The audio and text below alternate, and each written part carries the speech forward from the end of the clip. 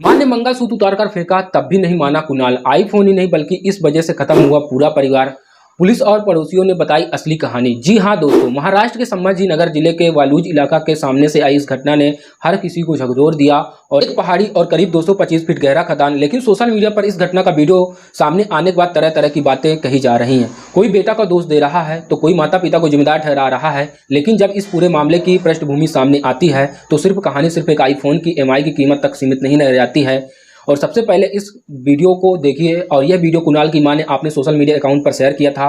और इस वीडियो में कुणाल अपनी मां के पैर धोता हुआ नजर आ रहा है। मां बैठी हुई है और कुणाल बड़े प्यार से सम्मान के साथ अपनी मां के पैर धो रहा है। वीडियो देखकर अंदाजा लगाया जा सकता है कि मां और बेटे के बीच सिर्फ एक सम्मान रिश्ता नहीं था, बल्कि दोनों के बीच काफी गहरा लगाव था। इसलिए इस पूरी घटना को सिर्फ आईफोन या EMI के विवाद से जोड़कर नहीं देखा जा सकता है। शायद यह सही नहीं होगा, इसलिए आपको इस पूरी घटना के सिलसिलेवार तरीके से बताते हैं। दरअसल ये महाराष्ट्र के संभाजी जिले के वालूज इलाके में यह पहाड़ी है। और इसी पहाड़ी पर एक परिवार के 3 सदस्य पहुंचते हैं। और बताया जा रहा है कि परिवार में मुरलीधर और उसकी पत्नी संगीता और उनका बेटा कुणाल था। जानकारी के मुताबिक कुणाल के आईफोन की EMI का भुगतान बाकी था और इसी बात को लेकर उसके पिता मुरलीधर के साथ उसकी बहस हुई थी। मां लगातार बेटे को समझा रही थी, उसे नीचे आने के लिए कह रही थी। कुणाल की मां संगीता ने रोते हुए अपने बेटे को पहाड़ी से हटने की गुहार लगाई और कहा, तुम्हारा अपने पिता से झगड़ा है, मैं तुम्हारे पिता को छोड़ दूंगी, तुम मेरे साथ आ जाओ। परेशान मां चीख चीख कर अपने गले से मंगलसूत्र उतारकर बेटे की तरफ फेंक रही थी। लेकिन जिद पर अड़े बेटे ने अपने मां की विनती का अनसुना कर दिया और कुछ ही समय में पूरा परिवार 125 फीट गहरी खाई में गिर गया।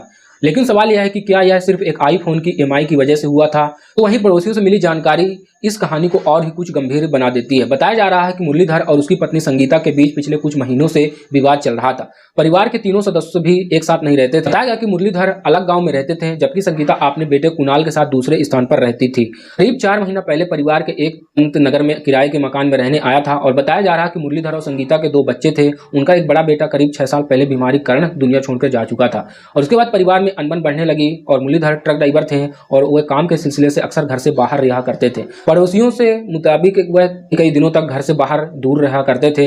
और घटना से पहले भी वह करीब 3 महीने से शहर से बाहर ही रहते थे।